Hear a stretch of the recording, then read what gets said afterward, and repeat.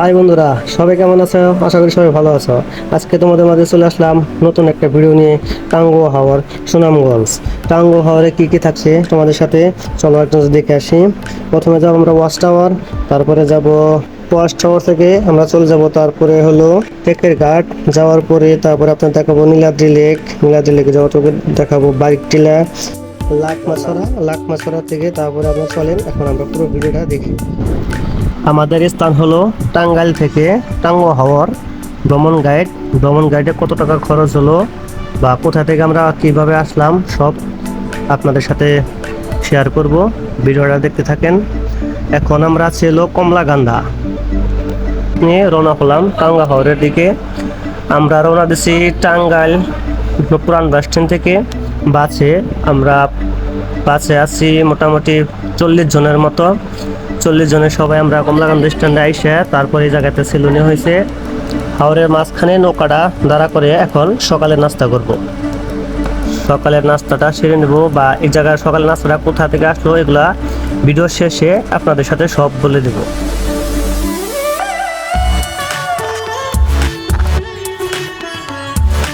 খাওয়া দাওয়া শেষ করে এখন আমরা চলে আসলাম ওয়াচ টাওয়ারে এখন আমরা উঠবো ওয়াচ টাওয়ারের উপরে। তার আগে চলেন একটু গান শুনি।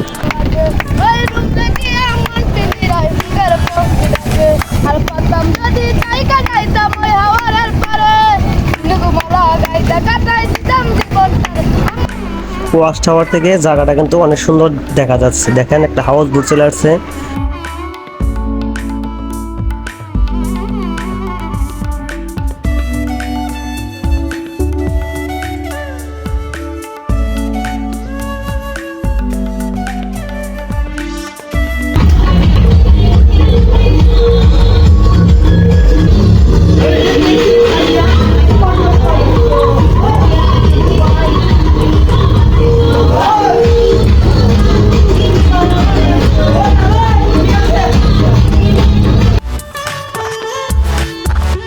ওয়াচ টাওয়ারে অনেক নাচাবেচা করলাম। এখন আমরা চান করতে চলে যাব জল গাছের বাগানে।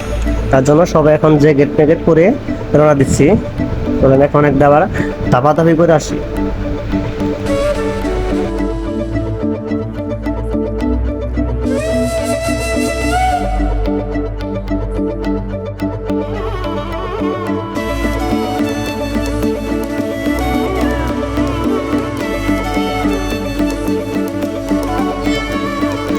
ওয়াচ টাওয়ারে চান করার শেষে এখন আমরা চলে যাচ্ছি হলো টেকের ঘাট যাওয়ার পরে আপনাদের দেখাবো জায়গা থেকে কীভাবে মোটরসাইকেল নিয়ে আপনারা অনেক জায়গায় ঘুরতে পারবেন। চলেন এখন যাই।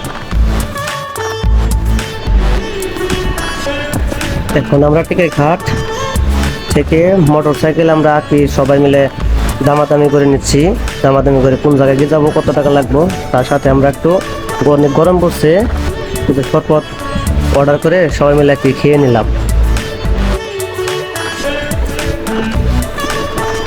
মোটরসাইকেলে আমাদের জনপ্রতি পড়লো 400 টাকা। শিমুল বাগান, বারিক টিলা, নীলাদ্রি লেক, লাকমাছড়া এই দর্শনীয় স্থানগুলো দেখবো। জনপ্রতি 400 টাকা আমরা আর কি দামাদামি করে ফিক্সড করে নিয়েছি। চলেন যাই এখন ঘুরে আসি।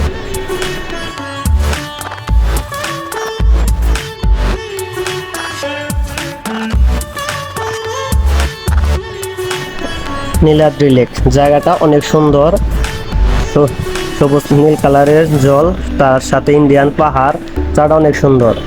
এইটাই বলে নীলাদ্রি লেক। নীলাদ্রি লেকে আপনারা যদি আসেন অবশ্যই জায়গাটায় গোসল করবেন। জল অনেক ঠান্ডা, প্রচুর ঠান্ডা, কারণ পাহাড়ের পাথর থেকে জল নেমে আসে, তো এইগুলা প্রচুর ঠান্ডা হয়। নীলাদ্রি লেকটা অনেক সুন্দর। আপনার ডাইন সাইডে আছে সবুজ একটা ছোট পাহাড়টা খুব সুন্দর। কিন্তু আসলে আমরা এই জায়গাটা দাঁড়াতে পারি নাই, মোটরসাইকেলে রানিং অবস্থা ছিলাম। এখন আমরা এই ট্যুরে আমাদের কত টাকা মোট খরচ হলো সেটা এখন আমরা একটু দেখে নিই। আমাদের বাস রিজার্ভ ভাড়া হলো 1800 টাকা। এটা হলো টাঙ্গাইল পুরান বাস স্ট্যান্ড থেকে একটা গ্রুপ ট্যুর।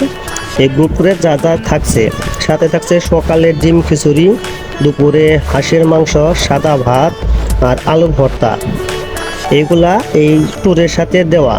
আর আপনার ব্যক্তিগত খাবার রাত্রে যাত্রা বিরতিতে আপনার হালকা কিছু খেতে পারেন, আর আসার সময় রাত্রে আপনি হালকা কিছু খেতে পারেন। এটা হলো একদিনের ট্যুর। আপনাদের মোট খরচ হবে হলো বাস ভাড়া 1800 টাকা, যাত্রা বিরতিতে ধরলাম রাত্রে 100 টাকা, আর বাইক ভাড়া হলো 400 টাকা, আর আসার সময় হালকা নাস্তা 100 টাকা। মোট 2400 টাকা খরচে আপনারা এই টাঙ্গুয়া হাওর টাঙ্গাইল পুরান বাস স্ট্যান্ড থেকে আপনারা ঘুরে আসতে পারবেন। আর এই জায়গায় যদি আপনারা ঘুরে আসতে চান অবশ্যই আমার সাথে যোগাযোগ করবেন। টাঙ্গাইল ডিপার্চার ট্যুর বাংলাদেশ থেকে অনেক জায়গায় নিয়ে যায়, কক্সবাজার, সাজেক, সিলেট, জাফলং, চা বাগান, টাঙ্গুয়া হাওর, অনেক জায়গায় যায়। কক্সবাজার থেকে শুরু করে সব জায়গায় তারা যায়। তাদের সাথে যেতে চাইলে আমার সাথে যোগাযোগ করবেন, অবশ্যই তাদের সাথে আমি যোগাযোগ করে দেবো। ওকে, ধন্যবাদ। এখন চলেন, এখন আমরা বারেকটিলা আইসা পড়ছি, বারেকটিলা সৌন্দর্যটাকে উপভোগ করি।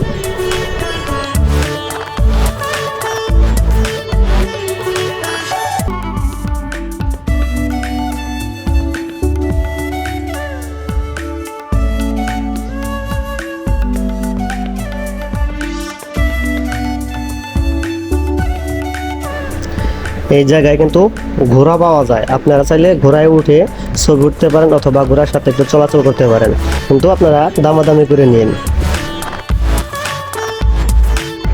আপনারা ওই যে দূরে যে পাহাড়টা দেখতেছেন ওই পাহাড়টা কিন্তু ইন্ডিয়া, আর মাঝখানে যে নদী, ওই নদীতে সাদা পাথর তুলতেছে অনেক বাংলাদেশিরা, অনেক পাথর তুলতেছে তারা নদী থেকে।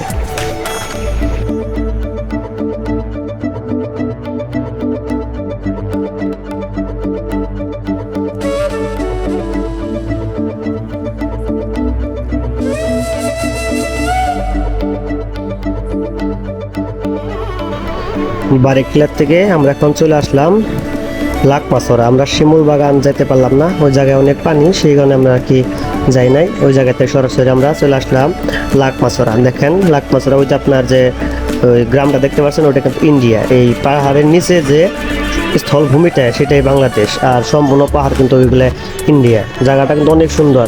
আপনার সামনে একটা ছোট নদীর মতো আছে, যে ঘরটা বাংলাদেশ, তারপরে পাহাড়টাই ইন্ডিয়া।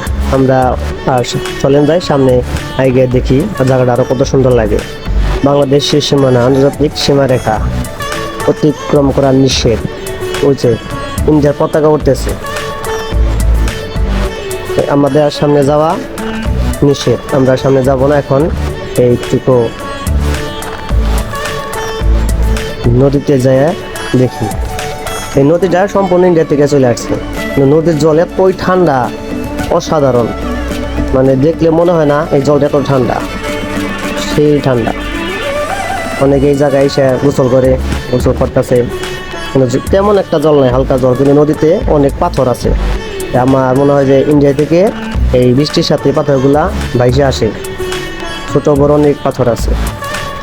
আমি আসলেও নতুন তো ঠিক মতো কথা বলতে পারি না, আমার কথাগুলো আটকে আটকে আসে। যাই হোক, আপনারা একটু ক্ষমা দৃষ্টিতে দেখবেন। ধন্যবাদ সবাইকে। ফেসবুক থেকে যারা দেখছেন দয়া করে একটা ফলো দিবেন, আর ইউটিউব থেকে যারা দেখছেন দয়া করে আমাকে চ্যানেলটা সাবস্ক্রাইব করে দিবেন, কারণ আপনাদের একটি লাইক বা কমেন্টের আমার অনেক প্রেরণা যোগাবে, আমার ভিডিও করার সাহস দেবে। ধন্যবাদ, ভালো থাকবেন।